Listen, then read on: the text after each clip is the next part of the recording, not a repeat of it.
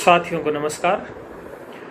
आज के इस वीडियो में योग की विभिन्न प्रकार की जो शाखाएं हैं उसके अंतर्गत हम मंत्र योग के ऊपर चर्चा करेंगे। मंत्र योग भी कर्म योग, भक्ति योग, ज्ञान योग की तरह अपने आप में योग की एक बहुत ही सशक्त विद्या है, एक आयाम है। जो मंत्र योग है उसमें जो मंत्र शब्द है, यदि इस मंत्र शब्द को थोड़ा सा हम समझना चाहें तो इसका जो अर्थ निकलता है कि मननात् त्रायते इति मंत्र। मननात् अर्थात मन का बंधन, त्रायते मंत्र तारने वाला, मुक्त करने वाला, त्राण देने वाला, इति यानी कि द्वारा या इस प्रकार से, मंत्र कंपन की शक्ति, यानी कि इसके द्वारा यह इसका अर्थ निकलता है कि मंत्र क्या करता है। मंत्र जो हमारा मन का बंधन है उससे हमें मुक्त करने वाला है। और वह मुक्त किसके द्वारा करेगा? जो मंत्रों की कंपन की शक्ति, कंपन की शक्ति यानी कि मंत्रों की अपनी इन वर्णों की और शब्दों की जो शक्ति है, उस शक्ति के द्वारा मंत्र क्या करेगा?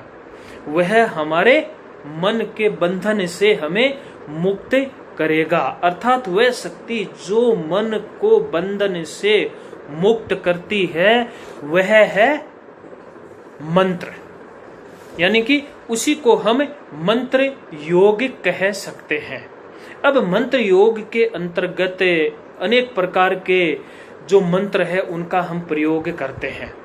यानी कि हम सरल भाषा में कहें तो मंत्र वास्तव में कुछ विशेष प्रकार के जो वर्ण या शब्द है उनका एक संयोजन है। उनको एक व्यवस्थित क्रम में इस प्रकार से रखा गया है कि जिनका यदि प्रयोग किया जाए तो उनसे एक विशेष प्रकार की शक्ति या एक विशेष प्रकार की जो ऊर्जा होती है उसका प्रादुर्भाव होता है। और वही जो शक्ति होती है वही शक्ति हमारे कर्मों के बंधन को तोड़ने वाली होती है। तो इस प्रकार जो यह शब्दों का संयोजन है, इनकी जो व्यवस्था है, इनमें अपने आप में वास्तव में बड़ी ही शक्ति होती है। इस शक्ति को हमें जानना है, इस शक्ति को हमें पहचानना है। अब जो हमें मंत्रों का प्रयोग करते हैं तो वास्तव में मंत्रों की साधना के मुख्य रूप से 3 पहलू है। उन 3 पहलुओं में सबसे पहली है हमारा मन या मानसिक स्तर पर। दूसरी बात आती है सूक्ष्म शरीर यानी हमारा जो अंतःकरण है, अंतःकरण के स्तर पर। और तीसरी जो इसके लिए बड़ी इंपॉर्टेंट है, जिसको जानने से ही हम उस मन के स्तर और अंतःकरण के स्तर तक पहुंच सकते हैं, वह है ध्वनि कंपन या तरंग ऊर्जा का जो क्षेत्र है। अब जो ये ध्वनि कंपन या तरंग ऊर्जा का क्षेत्र है, यही मंत्र की वास्तव में शक्ति है। और यही शक्ति हमारे मन के ऊपर और हमारा जो अंतःकरण है उसके ऊपर अपना प्रभाव डालती है। इसको हम थोड़ा सा वैज्ञानिक दृष्टि से भी समझ सकते हैं कि किस प्रकार से मंत्र जो है वह काम करता है। देखिए, हमने कहा कि यह सारा का सारा खेल शब्दों का है। वास्तव में शब्द है क्या? शब्द जिसको हम कहते हैं कि यह इन एक एक अक्षरों से मिलकर के बनते हैं, उससे पहले थोड़ा हम जाने कि यह अक्षर क्या है। अक्षर का अर्थ होता है जिसका कभी कोई क्षय नहीं होता है, यानी कि जो कभी नष्ट नहीं होता, वह होता है अक्षर। क्षर का अर्थ होता है क्षरण होना, नष्ट हो जाना।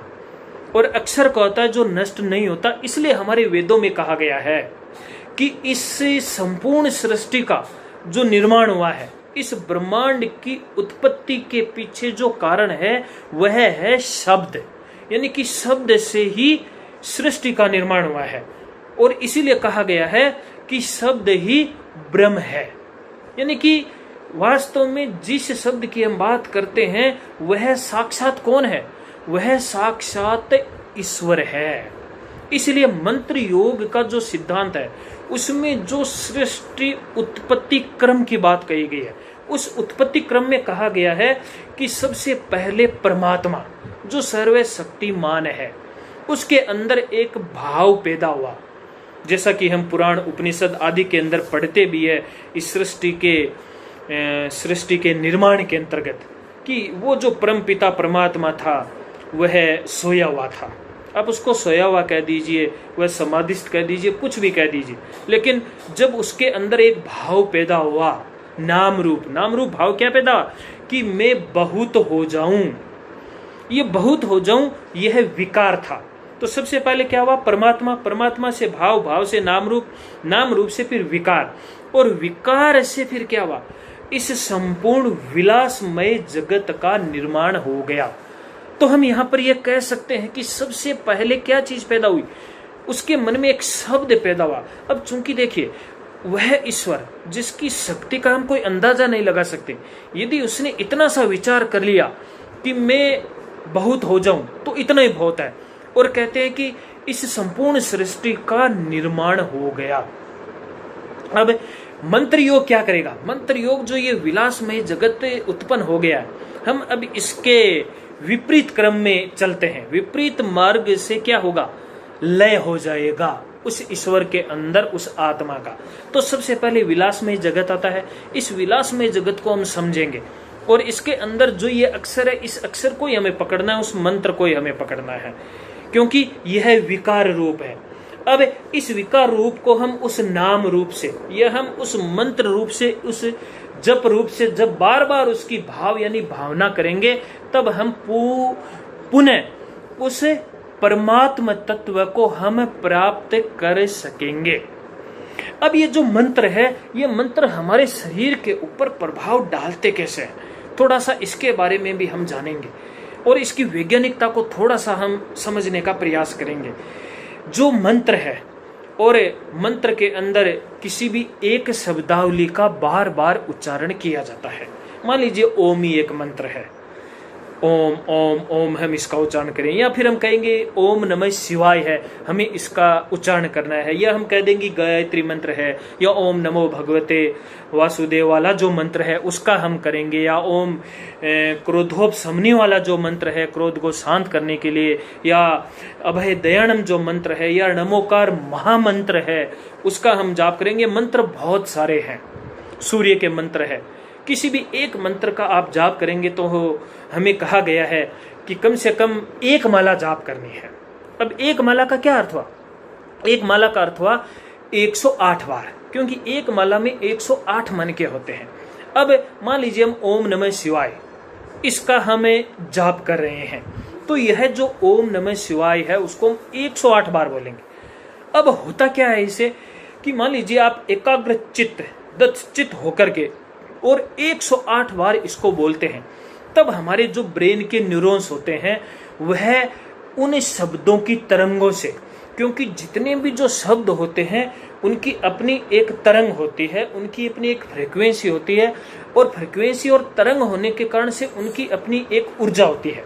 देखिए जब हम बोलते हैं तब हमें कोई दिखाई देती हुई चीज नहीं जाती है, एक तरंग जाती है, एक तरंग हमारे पास में पहुंचती है और हमें सुनाई देता है, यानी कि एक एनर्जी हमारे पास में पहुंचती है। तो हर शब्द की अपनी एक एनर्जी होती है, और उस एनर्जी के चलते हुए जब बार बार रिपीटेशन किया जाता है, शब्दों की बार बार पुनरावृत्ति की जाती है, तब हमारे मस्तिष्क के जो न्यूरॉन्स होते हैं उनमें उसी एनर्जी के भाव आने लग जाते हैं, यानी कि उस मंत्र का प्रभाव आने लग जाता है। और यही एनर्जी हमारे ब्रेन्स के जो न्यूरोट्रांसमीटर होते हैं, हमारे शरीर के अंदर जो हार्मोन्स होते हैं उनके ऊपर प्रभाव डालते हैं, और उस प्रभाव के चलते हुए हमारे अंदर परिष्कार घटित होना शुरू हो जाता है। इसलिए यदि कोई भी व्यक्ति अपनी आदतों आदि को बदलना चाहता है तो उसके लिए बहुत ही एक जो सशक्त माध्यम है वह मंत्र हो सकता है, यानी कि मंत्र के द्वारा हम हमारे अंदर पाई जाने वाली अनेक प्रकार की जो आदतें होती है वह बदल सकते हैं। कोई जरूरी नहीं है कि आप हमेशा मंत्र का ही प्रयोग करें। मान लीजिए आपको बहुत ज्यादा भय लगता है, तब आप अभय होने का एक शब्दावली का, अच्छी शब्दावली का निर्माण कर सकते हैं कि मुझे अभय होना चाहिए, अभय होना चाहिए। इसका आप उच्चारण कर सकते हैं, मैं अभय होऊंगा, अभय होऊंगा, इसका भी उच्चारण कर सकते हैं। यानी कि जो कुछ आप होना चाहते हो, जो कुछ आप बनना चाहते हो, उसके लिए आपको एक निश्चित, एक पॉजिटिव जो एक लाइन है, उसका बार बार आपको क्या करना पड़ेगा, एक उच्चारण करना पड़ेगा। और यह जो उच्चारण है ठीक इसी प्रकार से होना चाहिए कि जैसे कि टीवी की स्क्रीन के ऊपर एक शब्दावली चलती है, वैसे ही वह शब्दावली आपके ऊपर चल रही है। अब होगा क्या इससे, धीरे धीरे अब आप ये चीज अपने चेतन मन के ऊपर कर रहे हो। जैसे अभी हमने कहा ना, इसकी साधना के अंतर्गत मानसिक स्तर पर, अंतःकरण स्तर के ऊपर, अब धीरे धीरे होगा क्या कि चेतन स्तर से यही चीज धीरे धीरे आपके अचेतन स्तर के ऊपर आ जाएगी। और कोई भी बात जब अचेतन स्तर के ऊपर पहुंच जाती है, तब उसका परिणाम घटित होना शुरू हो जाता है। तो इस प्रकार से मंत्रों का हमें फायदा मिलता है। अब थोड़ा सा ध्यान ये भी रख सकते हैं कि एक तो रेगुलरिटी होनी चाहिए, एक स्थान पर होना चाहिए, क्योंकि कहते हैं कि जैसे जैसे आप मंत्र बोलोगे तो वह मंत्र जब इस ब्रह्मांड में फैलना शुरू करेगा, और जैसे जैसे इस ब्रह्मांड में, मंत्र का मतलब क्या हो गया, उसकी ऊर्जा, जैसे ये इस ब्रह्मांड में फैलेगी तो जो ऊर्जा फैल रही है उसके अनुकूल जैसे ही इस ब्रह्मांड में कोई ऊर्जा मिलेगी, वह उसके साथ में अटैच हो जाएगी, उसके साथ में मिल जाएगी। और धीरे धीरे जैसे जैसे आपका जाप बढ़ता जाएगा, आपका ऊर्जा क्षेत्र उतना ही बढ़ता जाएगा, और जितना आपका ऊर्जा क्षेत्र बढ़ता जाएगा, उतनी ही आपके अंदर मंत्र से प्राप्त होने वाली जो शक्तियां हैं वह भी आपके अंदर बढ़ती जाएगी। तो इस प्रकार से हमें मंत्र का ये फायदा मिलता है। अब मंत्र योग जो बिल्कुल सिस्टमेटिक ढंग से यदि कोई करना चाहे तो इसके जो प्रमुख अंग है वो 16 अंग बताए गए हैं। उन 16 अंगों में सबसे पहला आता है भक्ति। भक्ति का अर्थ यहाँ पर क्या हो गया मंत्र योग में, यानी कि आपकी मंत्र के प्रति जो गुरु ने आपको दिया है उसके प्रति पूर्ण विश्वास, श्रद्धा और आस्था होनी चाहिए। दूसरा अंग आता है शुद्धि। शुद्धि के अंदर केवल शारीरिक शुद्धि नहीं, आपकी मानसिक शुद्धि भी होनी चाहिए। अब मंत्रों का प्रयोग कई सारे लोग दूसरों को नुकसान पहुंचाने के लिए भी करते हैं। आपका अंतःकरण शुद्ध होना चाहिए, साथ में शरीर की शुद्धि तो अनिवार्य है ही। इसी प्रकार से आसन, आसन यानी कि आपका जो, आप कहां पर बैठते हैं, किस प्रकार का आपका आसन है, उसके ऊपर आपका ध्यान होना चाहिए। पंचांग सेवन की बात आती है, आचार पांचवा, छठवां आता है धारणा, फिर दिव्य देश सेवन। दिव्य देश सेवन का अर्थ हो गया कि हमें तीर्थाटन करना चाहिए, अच्छे अच्छे तीर्थ स्थान है वहां पर हमें जाना चाहिए। आठवां प्राण क्रिया है, प्राणायाम का अभ्यास होना चाहिए। नौवां मुद्रा है, विभिन्न प्रकार की जो हम मुद्रा आदि लगाते हैं उन मुद्राओं का मंत्र के अंतर्गत प्रयोग करना चाहिए, क्योंकि उसका अपना एक लाभ है। 10वां तर्पण है, 11वां हवन है, 12वां बलि है। अब यहाँ पर बलि का अर्थ किसी पशु की बलि नहीं है, बलि का अर्थ है अपने अंदर के जो कसाई है, लोभ है, घृणा है, ईर्ष्या है, उनकी हमें बलि देनी है, किसी पशु की यहाँ पर बलि नहीं देनी है। इसी प्रकार से योग, योग का अर्थ यहाँ पर वही जुड़ाव है। जप, मंत्र के अंदर जप तो हम करते हैं, ध्यान, और सबसे लास्ट में आता है 16वां जो इसका प्रमुख अंग है, वह है समाधि, जो इसकी अंतिम अवस्था है। अब मंत्रों के अनेक प्रकार मिलते हैं, लेकिन मंत्रों का जो प्रयोग है वह तंत्र में बहुत ज्यादा किया जाता है, इसलिए तंत्र के अनुसार मंत्रों के 5 प्रकार बताए गए हैं। उन 5 प्रकार में पहला जो मंत्र है वह उसको बोलते हैं पिंड मंत्र। यहाँ पर पिंड मंत्र एकाक्षरी है, यानी कि एक अक्षर वाला। दूसरा होता है कर्तरी मंत्र। कर्तरी मंत्र 2 अक्षर वाला होता है, जैसे ओम एक अक्षरी मान सकते, ओम नमः 2 अक्षरी मान सकते हैं। 3 अक्षर से 9 अक्षर तक जो होता है उसको बीज मंत्र कहा गया, जबकि बहुत सारी जगह जो बीज मंत्र है वह एकाक्षरी को भी बोलते हैं, जैसे ओम है, राम, रीम, रोम, ये सारे के सारे बीज मंत्र के अंतर्गत भी आते हैं। इस प्रकार चौथा है जिसको मंत्र बोलते हैं, यह 10 से 20 अक्षर तक होता है, और जो 20 अक्षर से अधिक संख्या वाला जो होता है उसको बोला जाता है माला मंत्र। इसी प्रकार अभ्यास की भी प्रक्रियाएं बताई गई है, यानी कि जो हम मंत्र का अभ्यास करेंगे उस अभ्यास में यानी कि जप में हमें किन किन बातों का ध्यान रखना चाहिए। देखिए, जब भी जप किया जाता है तो पहले तो कहते हैं कि आपको बोल करके करना है, यानी कि आप मुंह से बोलते हो, आपको सुनाई दे रहा है। उसके बाद में कहा जाता है कि हमें उपांशु करना चाहिए, यानी कि आप एक तरह से गुनगुना रहे हैं। फिर कहते हैं कि हमें मानसिक करना चाहिए, यानी कि मन ही मन बोलना चाहिए। तो इस प्रकार से तंत्रों के अंदर भी इसके 4 प्रकार बताए गए हैं। उसमें सबसे पहला आता है बेखरी, दूसरा आता है उपांशु या मध्यमा, तीसरा आता है मनसी या पश्यन्ति, और चौथा आता है परा या भावातीत।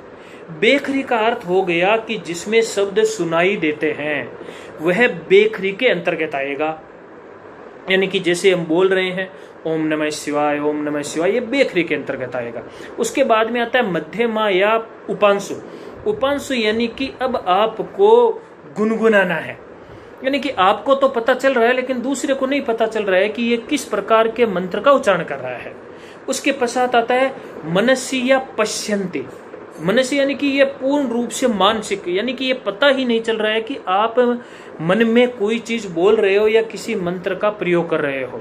और जब यह स्थितियां, अब इसमें होता क्या है कि जैसे बेखरी करते हैं, यह हमारे स्थूल जगत तक हमें प्रभावित करता है और स्थूल जगत हमारे कंट्रोल में होता है, हमारे नियंत्रण में होता है। उसके पश्चात में हम थोड़ा और अंदर जाते हैं, जब हमारा मन भी हमारे कंट्रोल में हो जाते हैं, यानी कि अब तक इतनी एकाग्रता हो जाती है कि बाह्य कोई भी उपद्रव अब हमें परेशान नहीं करेंगे। और उसके पश्चात में जो मानसिक जप है वह भी छूट जाता है, उसकी भी अब आवश्यकता नहीं रहती है। इसको परा या भावातीत, यानी कि भावों से अतीत होने वाली जो स्थिति है उसको कहा जाता है। तो इस प्रकार से हम देखते हैं कि ये जो 4 प्रकार है इनका प्रयोग किया जाता है। और जो नए साधक होते हैं, नए साधकों के लिए इसी क्रम से एक जो गुरु होता है वह मंत्र जाप के लिए उसको बोलता है। और जैसे जैसे हमारा अभ्यास बढ़ता जाता है वैसे वैसे हम उपांशु, मानसिक और उसके बाद में परा या भावातीत की अवस्था के अंदर हमें पहुंचते हैं। तो इस प्रकार जो ये मंत्र है, इन मंत्रों के द्वारा भी हम उस परा स्थिति या भावातीत या उस परम तत्व को हम प्राप्त कर सकते हैं। आजकल कहीं पर भी हम किसी गुरु के पास में जाते हैं तो अधिकतर ये कहा जाता है कि भाई आप यदि दीक्षा लेना चाहते हैं और आप इन गुरु के अंडर में यदि दीक्षित होना चाहते हैं तो गुरु आपको एक मंत्र देगा। अब देखिए, ये जो गुरु मंत्र या जो गुरु दीक्षा वाली जो चीज होती थी ये अपने आप में बड़े मायने रखने वाली चीज है। आजकल ऐसे गुरु रहे नहीं है, इसलिए उनके पास में कोई भी व्यक्ति जाता है और वो उसको एक मंत्र दे देते हैं, जबकि कभी भी मंत्र ऐसे नहीं दिया जाता था। सबसे पहले साधक की पात्रता देखी जाती थी कि किसी भी ऋषि मुनि या गुरु के पास में कोई भी साधक या व्यक्ति जाता था तो उसकी पात्रता देखी जाती थी। ये देखा जाता था कि यह जो व्यक्ति है ये कितना तामसिक प्रवृत्ति का है, सात्विक प्रकृति का है या राजसिक प्रकृति का है। जैसी उसकी प्रकृति होती थी उसके अनुसार उसको मंत्र दिया जाता था और वह मंत्र फिर उसकी उस प्रकृति को क्या करता था, धीरे धीरे छीन करता था। मान लीजिए उसकी तामसिक प्रकृति है तो ऐसा ही मंत्र दिया जाता था कि उसकी तामसिक जो प्रवृत्ति है वह धीरे धीरे कम होती चले। और जैसे उसकी तामसिक प्रवृत्ति कम होती थी तो आगे से आगे जो गुरु होता था वह मंत्र देता था या फिर कहता था कि इस एक ही मंत्र का आपको क्या करना है, अभ्यास करना है। इससे उसकी जो प्रवृत्तियां हैं वह धीरे धीरे क्षीण होती होती वह एक उच्च कोटि की सात्विक प्रवृत्ति के अंदर साधक पहुंचे जाता था और मंत्र का जो प्रभाव है वह देखने को मिलता था। आजकल इसी कारण से जो मंत्रों का प्रभाव है वह इतना देखने को नहीं मिल पाता है। तो मैं समझता हूँ कि जो हमारे साधक है, हमारे मित्र है, वो भी मंत्रों का इसी प्रकार से प्रयोग करके और अपने जीवन को सुखी बना सकते हैं। आप सभी का धन्यवाद। नमस्कार।